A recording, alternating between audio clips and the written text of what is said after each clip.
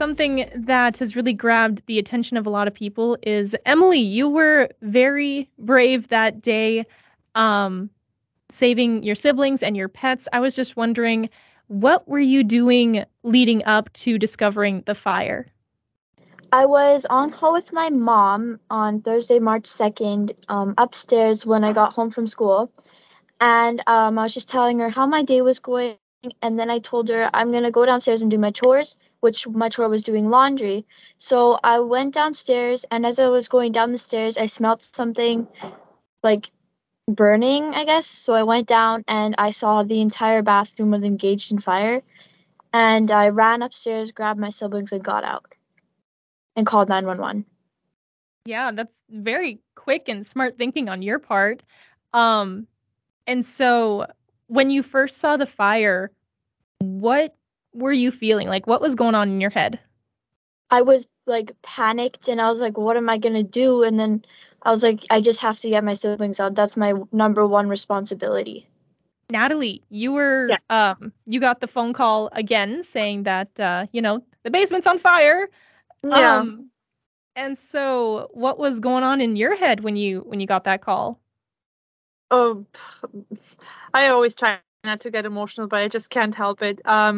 It was at first she was kind of like, it didn't make sense. She's something tub, and I'm like, what? And she's like, the whole bathroom is on fire, and I was just in shock. I was like, what? So I didn't even know how to process it, and I just said, get out, and I dropped the phone call and immediately called 911 myself, but not knowing, which I guess I wasn't educated enough, I was dispatched to Winnipeg because I was in the city working.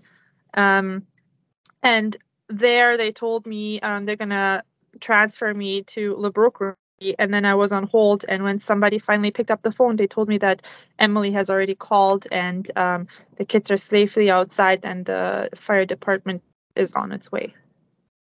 And did you like pack up everything at work and start heading out, like saying, "Hey, I gotta go"? Like, is that what Yeah, happened? yeah.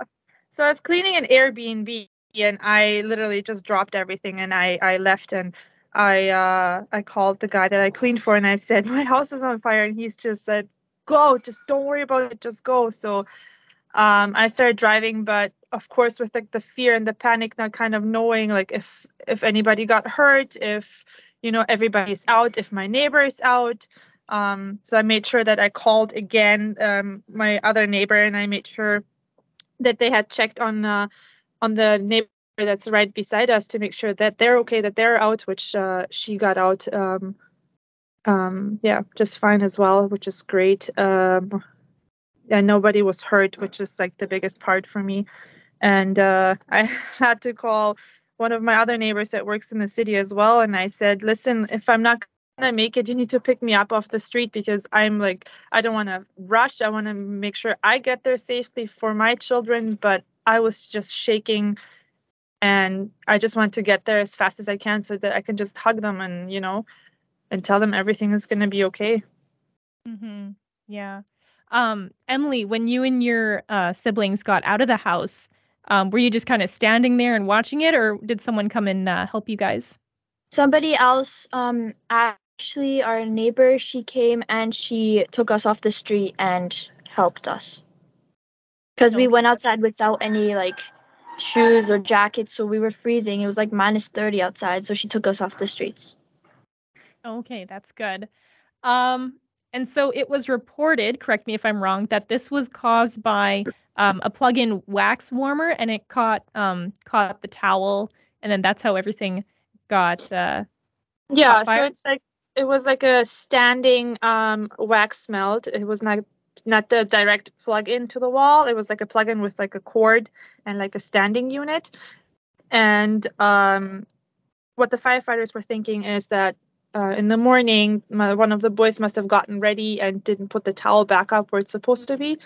So it might have gotten either dropped onto that wax melt or too close to that wax melt, and it took whatever time they were in school to heat up and catch fire. Gotcha. And so how extreme were the damages? Like the entire house is a loss? Uh, so when we had the restoration team come, they deemed all of our contents a total loss due to some of it burnt, the rest of it severely smoke, soot, and water damaged. The the rental unit itself, it obviously didn't burn down, but the entire inside has been gutted at this point, so we don't know how long it's going to be for them to have that all replaced. The floor joists, so the basement ceiling was on fire, so I guess the floor joists of the upstairs, they're all charred and black, so I'm guessing it's going to be a bigger renovation for them, but the building is definitely still standing. Okay, that's good. And what about your personal belongings and like memorabilia? Like, are all of those gone too? Yeah, so a lot of like my memories, like my wedding dress, all like the baby stuff of the kids, everything was downstairs in that laundry room. And all of the boxes were just completely melted and the stuff was just ruined and some of it burnt, and there's just no coming back. Like my wedding dress is just gone. It's just something that you want to keep as a mom for your child, and hoping that she will wear it one day, but that's not an option for us anymore. That was just hanging there half burnt, so a lot of it is memories wise is gone. I'm so sorry to hear that, Natalie. That Thank I you. can't imagine. Yeah. But Emily, you in an interview with CBC, you said that you credited a babysitter's course. Can you say Yeah. more about that? So the babysitter's course taught me how like about choking and about strangers, but it also taught me about fire safety and how to get out safely and like not to worry about your things in the situation, just worry about your siblings and like the lives that are with you right now. So yeah, so it taught me like how to get out of the window safely if there's no other way to get out, and yeah, it just taught me that. And so now it's almost been a complete month since this happened. How are you and your family doing, Natalie? Like, were you guys staying yeah, where are you guys staying? And do Yeah. you plan on going back to that rental unit back when it's renovated and such? So at first, it's really hard to find any rentals in the price unit that like we were renting for, and a lot of places do not accept animals at this point. So for us, that's not an option because we just can't take away the animals that are so dear to the kids and Emily have had saved out of the fire. So a lot of those rental units are just not an option for us. So currently, we're staying at my mom's house in Kokomo, with 11 people in a 4-bedroom, and 6 cats. No, 6 animals, I think, in total. So it's crowded, but at least it's crowded with love, which is great. Um, we are trying to find a place, but itemizing and getting all your losses calculated takes quite a while. So insurance wise, it's going to take us a bit yet till we finally see some money.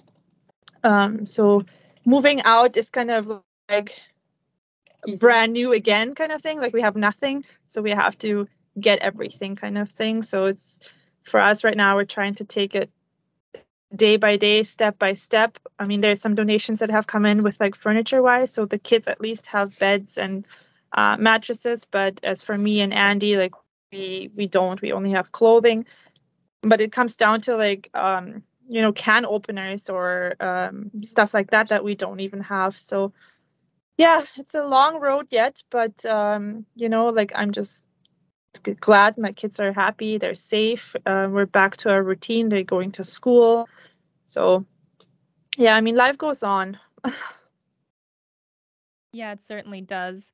And yeah, like you said, it's back down to, you're moving into a home for the first time and you're looking for all those stuff that you normally get as like a housewarming gift, right? Like a lot of Yeah. people give you those pots and pans and can openers and stuff.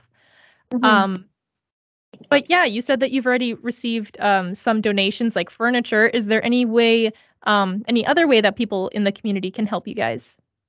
Yeah, we had a lot of people like the first few days donate a lot of clothing and stuff as we weren't sure what was able to to be saved clothing wise, just because like the kids' clothing, a lot of it had burned.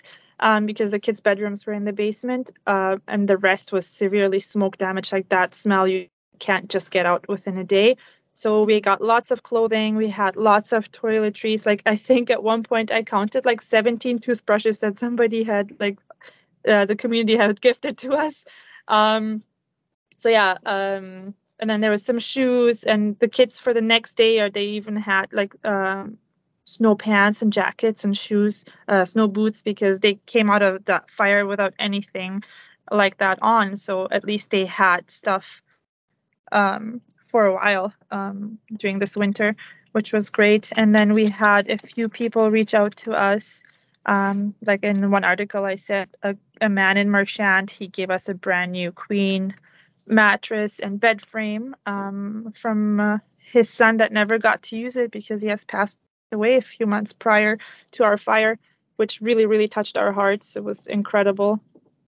But yeah, and then we had friends of ours or neighbors set up a GoFundMe page to just help out for like the little bits of the beginning parts to buy until the insurance kicks in. But yeah, lots and lots and lots of help we have been receiving from the community for sure. Is there kind of anything else that you guys want to talk about, whether it's about um, the fire or how you guys are doing or anything like that? I just like wanted to say like in a lot of the articles that we have done, they haven't really highlighted our neighbors that have like suffered some damages as well. And I mean, they had smoke damage, and one of the walls, like because we were side by side, I guess their bathroom and our bathroom wall kind of burnt down. So they received some damages as well. And I don't know, like I wasn't close with them. I just wanted to make sure like that they're doing okay, and if there's any anything that they need. I haven't gotten into contact with them since. I've tried to talk to them while the fire was kind of still going, but there was so much commotion and so many people around that that wasn't really possible. But I'm glad that nothing major happened to them, just like with us, like with our kids, that they're safe, that she's gotten out safe. And I'm just very grateful that the other neighbors stepped in and helped her and got her out of the house, as well as picking my kids off the street while I was so far away and I couldn't help. Yeah, definitely. And then I have something to add too. So, I would like encourage parents to like make their kids do this babysitting course once they're older, so that they know what to do in these type of situations, like I did. Mhm. Yeah, exactly. Because you never know if you're going to need it or not, right? Like, did you ever think that you were going to use that No, I information? didn't think. Yeah, exactly. Yep, Emily just really wanted to at first she was a little shy about news stations contacting us, but then she said, you know what, Mom, like I think it's really important for people to know our story or her story, um, because kids her age tend to be very attached to their things, and many might not even know, like just leave it be. Yeah, it might be valuable to you at that point, but like she said, lives are just way more valuable. So she just wants to encourage parents and kids, to like make sure your fire safety. Maybe even practice that at home, even though we never did. And that's something that I will for sure do with like the next place that we will have, to have like a route to what if I can't get to you kind of thing. Which thankfully, they had the option of just using the entrance door at home. So yeah, it's just literally, making sure that people know. Um, it's so, so important to educate your kids about the fire safety. Yeah, definitely. I remember back in October, there's a fire safety week or fire prevention week in October. And I remember talking to a local firefighter saying that having like discussed escape plans for Yeah. the family, is very important. And I think, yeah, that's a lot of things that's one thing that a lot of families don't do. So Yeah. hopefully this Well, story will help encourage people. Exactly. You don't think that's ever going to happen to you, kind of thing. I mean, the same thing for us, right? The insurance that I've gotten is actually one of the lowest ones that you can get, but I just didn't know, and I just said to myself, you know what, at least I have something just in case, but it will never happen anyway. And then it happens to us, you know.